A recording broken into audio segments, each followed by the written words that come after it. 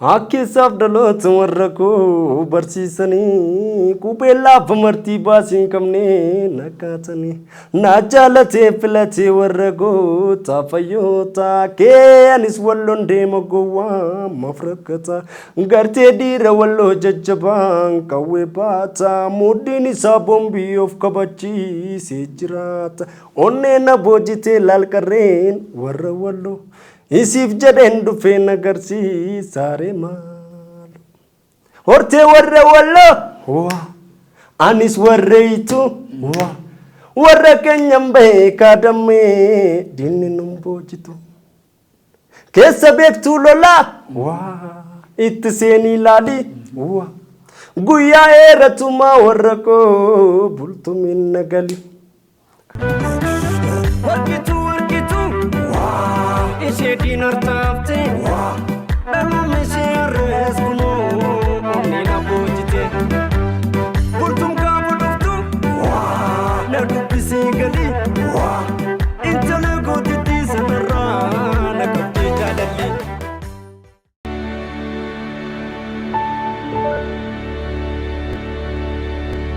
Tole kabajamtoota daawwattoota keenya baga nagaan nu eegdan siniin jennaa.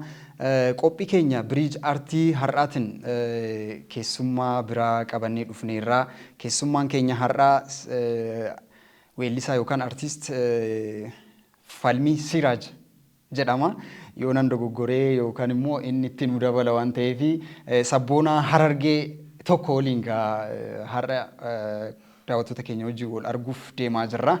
Hanga xumura qophii keenyatti akka nu waliin turtan affeerraa kootii. Falmii baga nagaan dhufte. Baga nagaan eegan. Hayyeegaa Falmiin eenyu eessatti dhalatee guddatee hin beeksisa fuulli keellee waan ati mataa irratti kaayyatte kunillee qondaala Harargee sabboona Harargee ta'uun kee inuma himaa mee ati immoo itti nu dabali kan inni nutti himu kana caala. Falmiin Kasiraaj Adam Subbootii iddoon dhaloota isaa Harargee Baa Oromiyaa. Carcar odaa bultumitti dhaladhe. Hayyee Falmii irra deebiin baga nagaan dhufte siin jennaa har'a daawwattoota qophiin keenya biriij aartii jedhama. Biriij aartiin aartistii Oromoo fi Oromoo kan wal biraan gahaa turedha. Ammas isumarratti hojjetaa jira. Egaa Falmii mee egaa uummanni Harargee sabboonadha. Atis isaan keessaa tokko. Mee sirba wajjiniin akkamitti walitti dhufteme? Sirba kana nuti gaa aartiin tun numa keessa jirti haa ta'u immoo miidhaan uummata Oromoo irra sirnoota darbaniin gahaa dhufee akka nuti karaa aartii kanatti dabalamnu nu taasise fakkeenyaaf miira keenya ibsachuudhaaf xiqqii nu keessa jirtu hadhaa nu keessa jirtu roorroo nu keessa jirtu roorrifama uummata keenyaa ol baafnee ibsuudhaaf karaa aartiitti dabalamuun dirqama nutti ta'eeti. Aartii tana keessaa dhufnee iyyine. Akkasi kanaatu aartiitti na fide. Maqaan keetuu ni dubbata Falmii jedha. Sirboonni kee yeroo baay'ee egaa sirnoota darban keessatti sirboonni afaan Oromoo keessumaayyuu quuqama uummata Oromoo irra gahaa ture yookaan cunqursaa uummata Oromoo irra gahaa ture waan akkasii kan kakaasanidha. Maqaan kee Falmiidha. Sirbi kee kana wajjin wal fakkaataa laata? Yookaan immoo sirba waan tokkollee duraayyuu naa kaasteerta yookaan sirba Falmii waan akkasii faadha? Jalqaba gaafan gara aartiidhaa kana dhufu jalqabumaa nuti gandatti aartiidha hojjanne ijoollee baandii carcar odaa bultumeen. Baandii carcar? Odaa bultumii. Gartee hadhaa uummata keenya kana keessa jiru roorrifama uummata keenyaa kana dubbachuuf badda ka jiraachuu dadhabnee ol dhufneeti. Gisee ol dhufnu aartiirra buune. Aartiirra buune carraadhaa gama aartiitiin harkadhe kana keessa lallabuun qaba roorrifama uummata kiyyaa kana jeetan lallabe walleen nan jalqaba lallabe warra dideef fincileeti. Maal jettee? Warra dideef fincilee. Okay. Argitee keessatti keessoo qaba gulana irratti haasofna more of sirbi kee inni jalqaba diddaa roorroo yookaan immoo diddaa gabrummaa kana cunqursa kana kan lakkii jedhu ture jechuudha. Mee maal jedhaayu? warra diidii fincilee falmate qeerroon akka kalee hin dabarsinuu lafa gootota ciccirreenyaan nuuqee hayyoota jaa walleen jalqabaan ajja. Baay'ee namatti tola.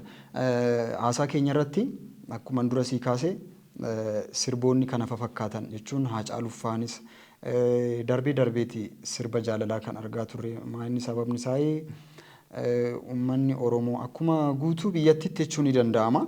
Afaan Oromootiin haa sirbamu malee biyyatti kana keessatti cunqursaan baay'een gaggeeffamaa ture. Sirboonni immoo kanaan dura sirbamaa turan waa'ee san irratti kan xiyyeeffatanidha. Waa'ee diddaa san irratti kan xiyyeeffatanidha. Atis quuqamni sun si keessa waan tureef diddaa san agarsiisuuf sirba kana jalqaba irratti gadhiistee natti fakkaata. Okay. Mee kanaa wal qabsiistii waan tokko nutti taasise. Beektaa hadhaan uummata keenya keessa jiru tan yeroo sanitti yeroon tun yeroo haceentu wareegame ture. Yeroo giddaa hamaa keessa bakka qeerroon Oromoo itti dukkanaa'e.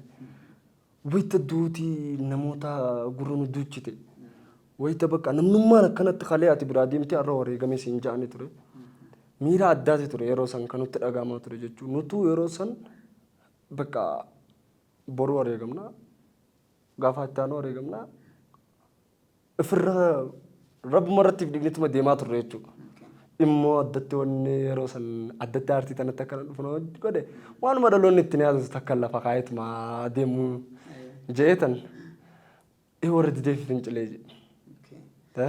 Gahee kee taphachuuf warra didee fincilee kan jedhu qabatee dhufte. Dubbaddu jabaa leenjisoo diigaa duulli miliilik maasitti fiigaa itti miseenaa mucaa mammucee dhiira naftanyoota sirrii galchee jechaa ture. Riili baay'ee bareeda. Akkasittiin dhufee mooraa aartii tana keessa seene immoo cimina addaa aartii keessatti qabaannee osoo hin taane cimina addaa aartii keessatti qabaannee osoo hin taane gartee waanuma nu keessa jiru kana himna uummatatti jenneeti. Galmee seenarratti jiraachuu qabna jenneeti addatti gaa namni tokko bar hanga jiraannu takkatti namuu kaayyoo garaagaraa qaba. Gaafa duunu maqaan keenya qabrii akka nu hojjisee nu wayii barbaannaare lafa tanarra maqaa keenya keenyatuma deemuu barbaanna nutis. Qabrii gisee seennu maqaan nu hojjisee nuun qabu. Lafa tanarra maqaan keenya eega nuti wareegamnellee eega nuti kufnellee yoo akkam xiqqaatte waggaa 100 caalaa maqaan keenya lafa tanarra jiraachuu qaba. Nu booda dhalootatti dabruu qaba maqaan keenya. Saniif immoo hanga ammaa jiraanne kana boodas waan addaan hojjenna jennee abdii qabna uummata kanaaf. Addatti uummata kana qofa otoo hin taane seenuma Afrikaa tana keessattuu aartiidhaan Oromoo waan addaa takka ni hojjenna jenneetiin abdii qaba. Ilaame falmii koo namni hunduu ka'umsa wayii qaba jechuun quuqama jiru sanillee diddaa sana agarsiisuuf sirba wayii hojjechuun aartii hojjechuun akkuma jirutti ta'ee ati amma Harargeen sabboontoota baay'eetu achi keessaa bahee amma baandiin afran qalloo fa'aa turanii isaan keessa immoo namoonni gameeyyiin namoota baay'ee ture. Fakkeenya kanneen akka Alii Birraa fa'aa kaasuu dandeenya warreen biraas kaasuu dandeenya. Ati warra Harargeeti moo isaan keessa eenyu dursitee akka ati sirba akka yaaltuuf kan si kakaase yookaan immoo osoo gara sirbaan dhufin sirba eenyutiyyuu akkasumatti yeroo karaarra deemtu yookaan mana barumsaa fa'a yeroo deemtu artistiin ati baay'ee jaalattu eenyu ture yookaan fakkeenya moodeelii kan si ta'e. Egaa yeroo sanitti abboota keenya kana gaa hundi abbuma keetii abbaa kee immoo kanan jaaladhaa kana wanni jaajuu sun taane addatti immoo walleen akka malee jaaladhu walloota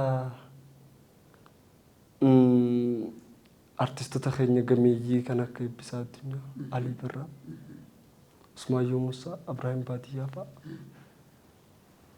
Daadhii Galaan yeroo wallee isaa dhagee nama akka malee nama hojjesu Daadhii Galaan nama nuti anammallee wallee namni akka malee artii Oromoo warri qabsoo Oromootiif wareegaman keessaa eenyu garaana nyaatu hin jee Daadhii Galaan kaan dhugaa isaa garree jirra si galee akka itti baafnu dhabne malee dhugaa isaa garree jirra daadhiidha akka malee itti dhabne kan dhugaa isaatis dhabne usneetuma taphatti bira kunne jechuudha. Ammallee wanni inni jechaa ture ammallee garaana nyaata isaa akka malee hin dinqisiifne. Daadhii Galaan. Nice. Thank you. Sirbi kee inni duraa isanaaf kaasteerta ergasii hoo eega gara artii dhuftee fakkeenya jechuun bara kamiiti enjoyin kan goote warri nam fakkeenya godhadde sirbuma nee warra didee fincilee joo kanarra jira okay warri nam fakkeenya godhadde okay gootota Oromoo keessas warri nam fakkeenya godhadde sirbuma kanarra jira nice sigalee wanti bara kamiiti gara artii joyinan goote gara artii kan hin dhufe bara 2012 2012 homaan jettu bara jijjiiramaa keessa turte hamma tokko gara artii kan hin dhufe bara 2012 waa ceefaan wareegamanii san dura gartee gidiraa anqeerroo san dura qeerroo barumsarra jirtaa yeroo san barumsarra hin jira okay kutaa meeqa artaa yeroo sanitti kutaa 10 takkan barataa ture hararuma jirtaa carcarin jira harargee tana carcaree la hararii fi carcartun harargee la harargee harar gise jaan harargee carcar garagar harargee harar asiin akka deemtiti harargee carcar akkana gabbuuta okay qoy harargeen kun naaf kolchi hunda saayuu kan walitti qabeedha natti fakkaata harargee lixaa fi bahaa jedhamee gargarba carcaree isa kam darga harargee lixaa harargee lixaa cirarraa akkatti ciroo gise seente harargee lixaati akkatti hawaasi gad harargee lixaati hirnaa achi harargee baati sigalee harar gizeettu as jira carcar gizeennu as jira carcaree siin ala namoonni ba'an jiru warri si dursan fa'a fara'aan soleefaa jira nama jajjabaa abbaa keenya Gaaddisa Abdullaahifaa jira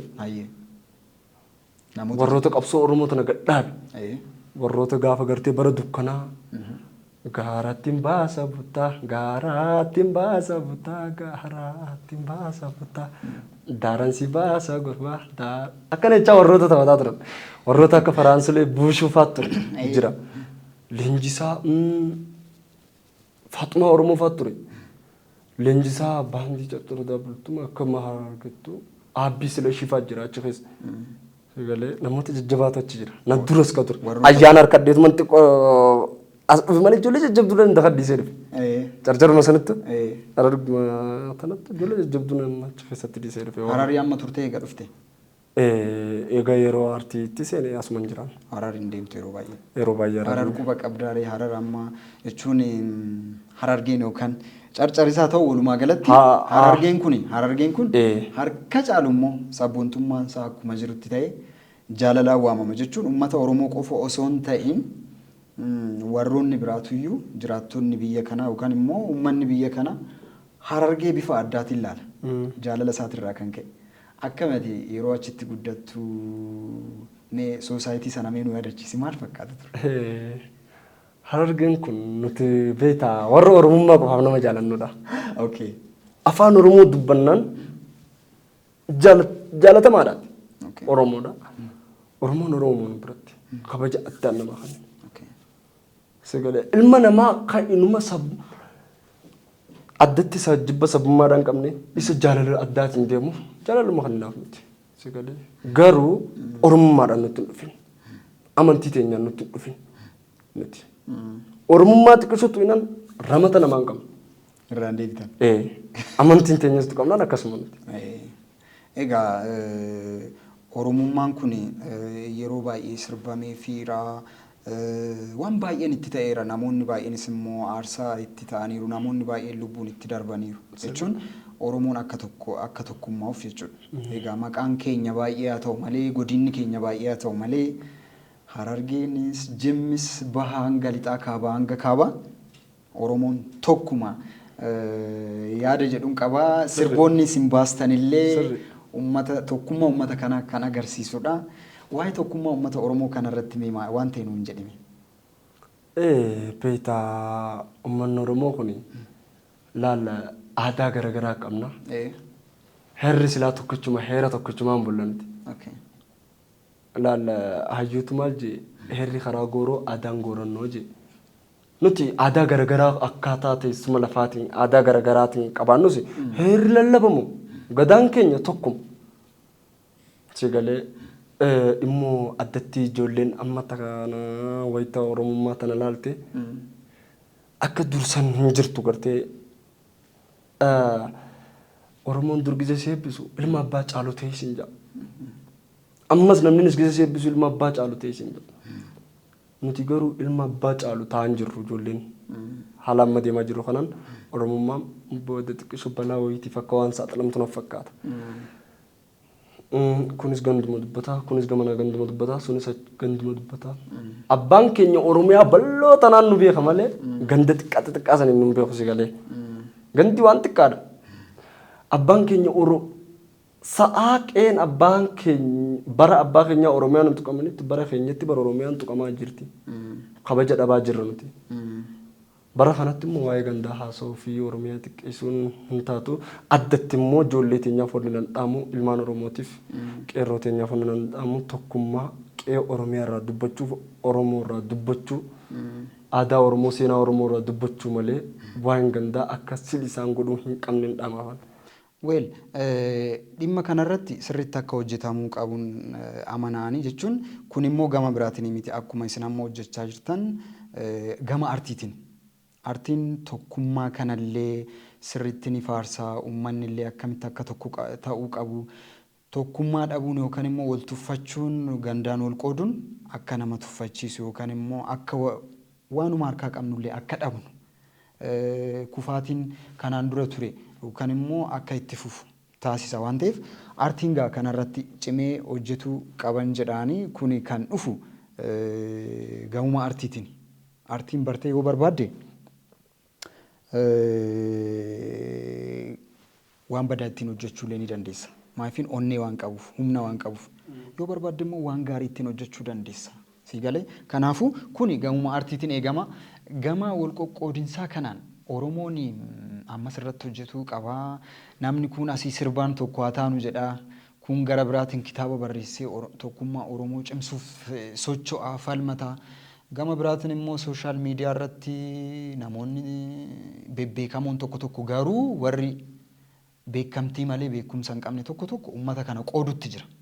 Si galee kun immoo gaariin ta'u Oromoon bara amantaafillee osoo walduran dhaabbatiin waan biraatiifillee osoo walduran dhaabbatiin bara Oromoon Oromoo ta'uu isaatiin si galee seenaa goototaa yaadachuun ni danda'ama eebla 15 si galee isaan sun amma amantaan waliin qoonne maaliin waliin qoonne gandaa waliin qoonne bakkuma tokkotti miti kan Oromummaan adursu jedhanii waliin badan yookaan immoo waliin dhuman inni sun fakkeenya ta'uu qaba.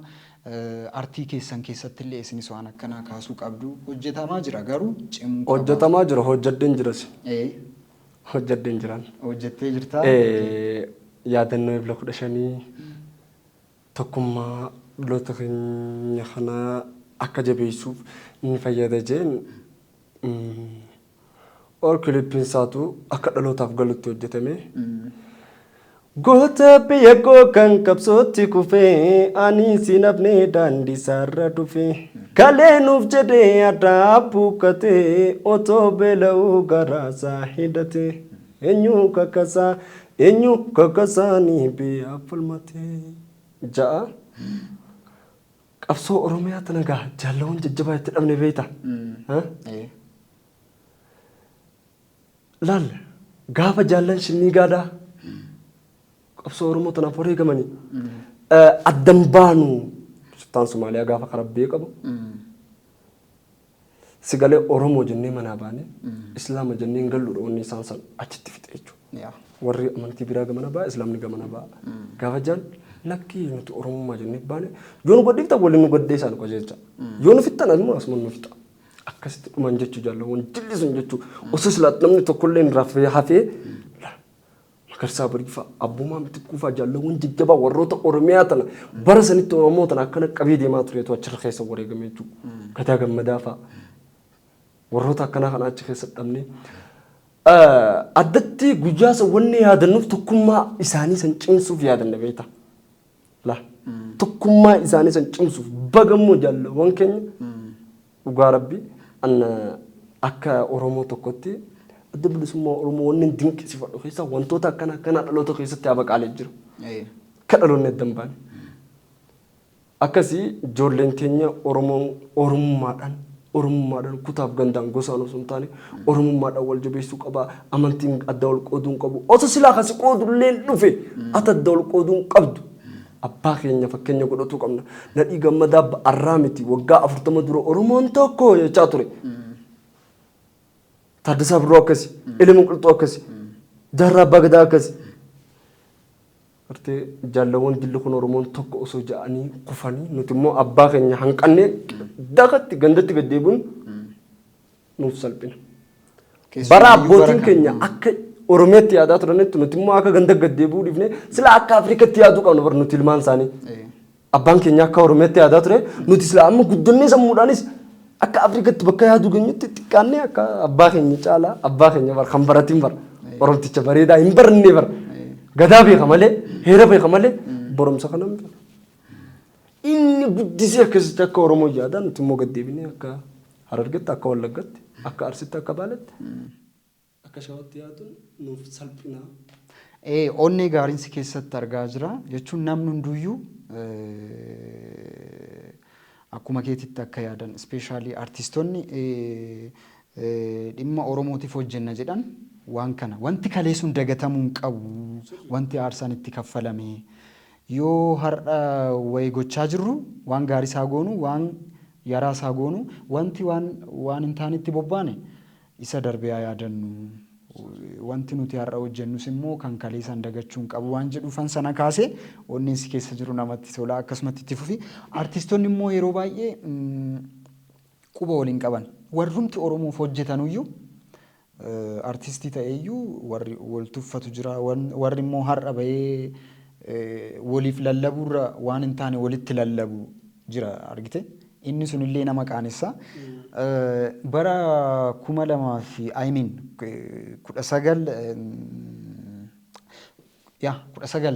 1969 wayi waan akkasii no 1959 waan seenaa wayii jira jechuun artistoonni Oromoo kaabaa kibbaa bahaa dhihaa yeroo duraatiif walitti qabamanii biiraawi tiyaatiriitti yeroo isaan quba wal qabaatan jira bara kanallee wanta akkasii jiraachuu qaba jechuun yeroo isaanitti yeroo duraatiif akka seenaan jedhutti artistoonni Harargee irraa osoo nafin dhihaa hanga bahaa kibbaa hanga kaabaa warri jiran yeroo isaan cunqursaa badaa ture mootii bara isaan ture tuffii isaan Oromoof qaban yeroo isaan argitee akka Ilfinash Qannoofaallee akka Alii Birraallee namoota baay'ee ture akka Zarihuun Wadaajoo sii galee artistoonni yeroo isaan maal godhanii tokkummaan ba'anii dura dhaabbatan eessatti sanuu biiraawi tiyaatiriitti yeroo duraatiif jechuudha sii galee maal jedhanii waan baay'eetu ture Oromoon yoo maal ta'e yoo quba wal qabaate wanta amma jiru kana jala bahuu danda'a Oromoon quba wal qabaachuu qaba jedhanii isaan agarsiisuuf artistoonni maal godhan quba wal qabatanii achitti wal argan sii galee wanta akkasii sun ammas waan barbaachisu natti fakkaata maayifiin warrumti Oromoof hojjenna jedhaniyyuu yeroo tokko tokko walirratti waan hojjechaa jiraniif jechuudha hariiroon artistootallee akka cimuu qaban siin jechaa jira maal jetta kanarratti sirri bara amma jettu kanatti nama guddaa wayiraa waa dhageetan bara san Oromoon akka malee xiqqawee akka malee Oromoon dhukate mataa qaqqabate akka malee faarsa wantichis 1959 akkas yeroo san nama Harargeedhaa baandii keessa ka ture baandii keessa ka ture nama hordofaa jam namoonni baay'ee jiru mootummaa yeroo san biyya bulchu dura bee akka Aceen gaafa kaan abiyyi dura bee geerarisan isaatu nurraa dhowwaa jechaa geeraraa ture siin jaan akka baranaa Aceen geerare kanatti nama hordofaa jiru ammallee lubbuun jira Awustiraaliyaa kana jiran jaan si galee akkasitti warroota gaafa san aartiin Oromootuun kaabaa kibbatti wallo yeroo san achitti namni naaf maqaa Oromootiin dhufe raayyeetti namni naaf Oromoon guutuun akkasitti aadaa qabu agarsiisee onneen achi keessaa beekutu osoo miidhaan tokko irra hin geenye. Sanu mormii ajaa'ibaatu ture yeroo sana. Mormii ajaa'ibaatu ture. Mormii ajaa'ibaatu ture. Ibsaanillee hanga irratti baduutti hanga waan baay'een barreeffamee jira. Sii galee garuu waan baay'atanii jiraniif waan tokkummaa achitti agarsiisaniif akka yeroo biraa kophaa kophaatti waan hin taaneef miidhaa badaan irra hin geenye. Inni sun yaadannoon sun ammas itti deebi'amuu qaba. Artistoonni Oromoo quba wal qabaachuu qabu. Waliin hojjechuu qabu. Siin jechuufanii akkana deebiname gara keetitti deebina. Artiitti egaa dhufte almost waggaa 3 yookaan 4 ta'uuf deemaa jechuudha. Maalirra jirta amma? Gara fuulduraa maal yaadda? Gara fuulduraatti egaa rabbiin aartii nuti hojjennutti ayyaanaa godhu. Hanga dandeenyu hangaaceen mataa walitti nu qabe. Hangaaceen Oromoo tana mataa walitti qabe. Nuti immoo margaa aceen Oromoo nu mataa walitti nu qabe mire. Aceen mataa walitti nu qabe nu biraa kuteemi. Acee bira kunnee yoo akkam xiqqaate kuush akka Afrikatti Oromoo tana mataa walitti qabu qabna. Walora isaa mataa walitti qabu qabna. Kabajillee deeffachuu qabna aartiidhaan. Aartii deebisaa bara. Bar farda kana kamili kirra ta'u kana akka keenyatee bara ceenatti hime. Acee jalaa dhageenyee bara akka malee gammanne. Guyyaa tokko immoo dhaloonni jiisaa jee yoo nan jiraatu baattillee arguuf jirtanii jee aceen. Fardi akka keenyatee aceen nutti hime. Laa. Nutama maal godhu nutti jiraata akka aartii Oromootti nama nu jalaa badee deeffachuu qabna. Akka aartii Oromootti bara aartiidhaan nama deeffatta. Aartiidhaan bara qabsoo Oromoo tana kan lallabuu fi kan lolu caalaa isa aartii keessaa lallabee tasiin ga'e nuti bara maqaan keenya gaalaaf qottuu ta'ee ture. Osoo aartii keessaa dhiirti lallabuu baatte. Afaan keenya bara reediyoo cabsa ture. Osoo aartii keessaa dhiirti lallabuu baatte. Si galee. Aartii tanaa waa meeqa dhohinee barnati. Maaliif jiruuf jireenya Oromootu aartii mataansaa. Immoo aartistoonni keenya amma maal godhu qabaa. Gartee gosaan kutaan qolqonnee adda boosoo hin taane warra nu jalaa bade kanneen akka garrii booranaafaa jira. Warroota maqaa manbultii heeraa konfedereeshinii jaarraa 16ffaa keessa taa'amee Oromoon achitti kaataniif yaamu jira. Ormaa. Oromoon maqaa lama qaba. Maqaan dhalootaa Oromoo. Maqaan manbultii isaa Orma. Laal. Manbultii heeraa gisa teessuu maqaa jijjiirratta.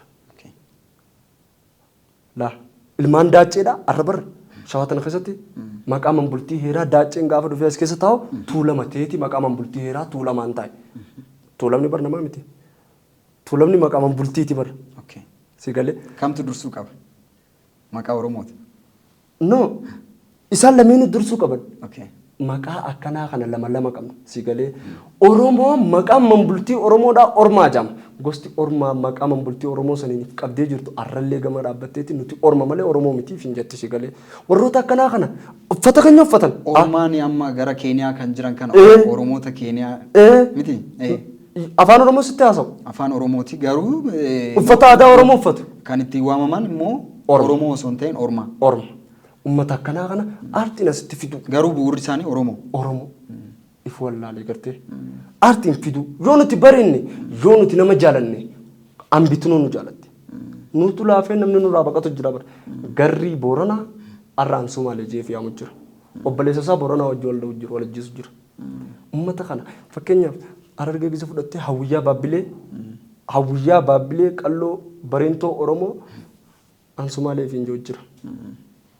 Sigalee aartiidhaan ummata akkanaa kana fa'aa if duuba deeffachuu bar namaan nurraa badee nuti gosa duulu yookiin kutaa walirra duulu miti bar namaan nurraa badee nama kana deeffachuu sigalee waan akkanaa kana fa'aa hojjechuu qabna dhaloota keenya mataa dhaloota kana nutu itti abbaa laa aartiitu itti abbaa aartiin dhaloota kana diiguu dandeessi dhaloota kana deebistee ijaaruu dandeessi saniif humna qaba aartistiin Oromoodhaa.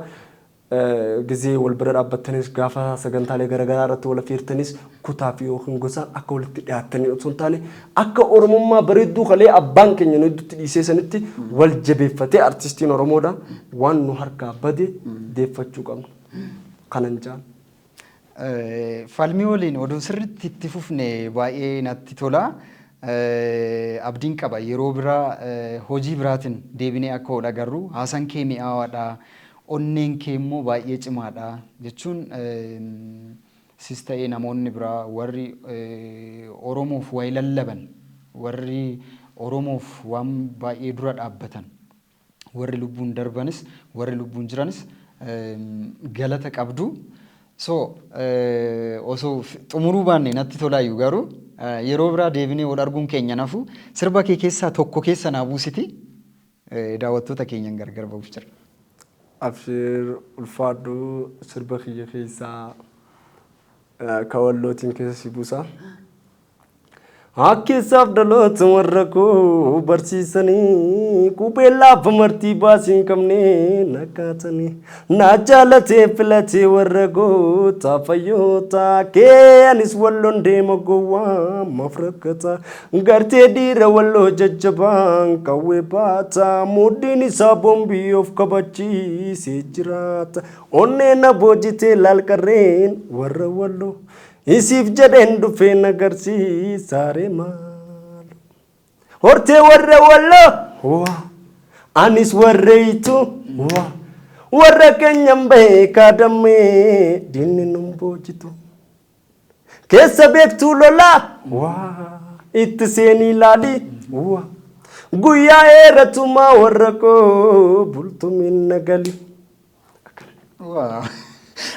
Mudii biraa keessan seenee anuyyuu. Really. Falmii koo yeroo biraa walitti deebi'uun keenya nafu. Bal'inaan jechuudha. Rabbii yoo lubbuun jiraanne isinis cimtanii hojjettanii cimtee hojjettee waan biraatiin walitti deebi'uun keenya nafu. Onneedhuma kanaan uummata Oromootiif, artistoota Oromootiif, daawwattoota keenyaaf ergaa dabarsi dhumarratti waan jechuu barbaaddu. Ergaan qabu yoo jiraate Hadara Oromoo, hadara qeerroo teenya, hadara ilmaan abbaa gadaa, hadara ilmaan Taaddee Birruu, ilmaan Elemoo Qilxuu, ilmaan Laggasaa Wagii, dhagaa jirti. Ilmaan Nadhii Gammadaa, Oromiyaa malee gartee nuti jaallan keenya qabsaa'onni keenya Oromoo jee wareegamee, Oromoo jee kufee, Oromoo jee biyyee ta'ee tokko nuti dhiira Arsii jettee biyyee taateen qabnu, dhiira Harargee jettee biyyee taateen qabnu, dhiira Wallagga jettee biyyee taateen qabnu, Oromoo jettee biyyee taateen nutis Oromoo jennee akka itti fufnu dhaamsan isinii qabaa. Ulfaadhaa ilmaan abbaa kiyyaa, ilmaan Oromoo hedduun isin jaaladha. Kabajamtoota daawwattoota keenya dhaamsi falmii akka isin bira ga'e abdii guddaan qabaa. Hanga ammaatti turtii waan waliin taasistaniif guddaa galatoomaa horaa bulaa ani waadan isiniif gala falmii hojii isaa kan biraatiin yookaan immoo gara fuulduraa rabbi isa gargaaree waan haaraa yoo qabatee gadi ba'e anis duukaa isaa bu'ee akkan deebisee isiniif fidu waadan isiniif gala hanga ammaatti waan waliin turtaniif horaa bulaa galatoomaa.